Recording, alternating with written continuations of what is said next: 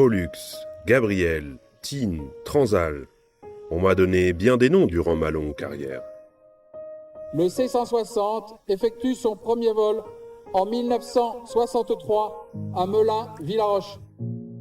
Eh oui, mon général, déjà 59 années de service, et tant de souvenirs. Mais avant ce départ à la retraite, tant de fois repoussé, remontons un peu le temps.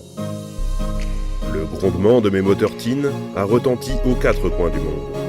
De Colvézi en 78 à Tombouctou en 2013, j'ai participé à tant d'opérations. Dans les Balkans, je me souviens des balles perdues qui survolaient la piste pendant que l'on déchargeait hâtivement ma soute. Du rythme effréné des rotations, les vols s'enchaînaient sans relâche.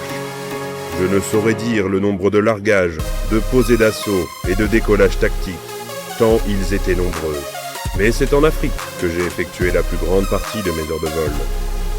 Terre où j'ai maintes et maintes fois apporté mon soutien aux opérations extérieures, ainsi qu'aux populations. Tant d'hommes et de femmes ont pu profiter du confort précaire de mes sièges en toile rouge. Lorsqu'ils partaient en opération, qu'ils rentraient à la maison, nombreux sont ceux qui ont pris place dans ma soute. Avec mes 40 mètres d'envergure, mes 160 mètres carrés de surface LR, ainsi que mon train d'atterrissage à toute épreuve, j'ai traversé les 7 mers et posé mes roues partout. Ma mécanique éprouvée et ma rusticité si appréciée de mes mécaniciens ont repoussé les limites des missions de l'armée de l'air et de l'espace.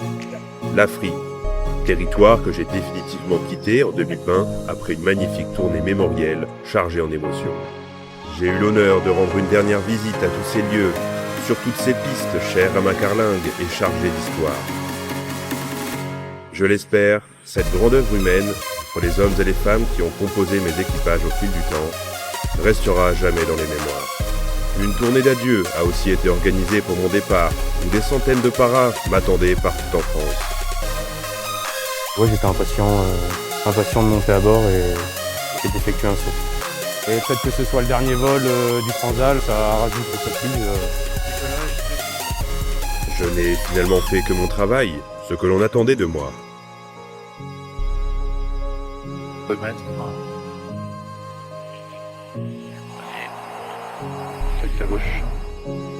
Et c'est maintenant une page qui se tourne. Ai-je été digne de mes anciens? Serais-je un exemple pour les générations futures? L'avenir nous le dira. Je suis le Transal et resterai à jamais dans l'histoire de l'aviation française.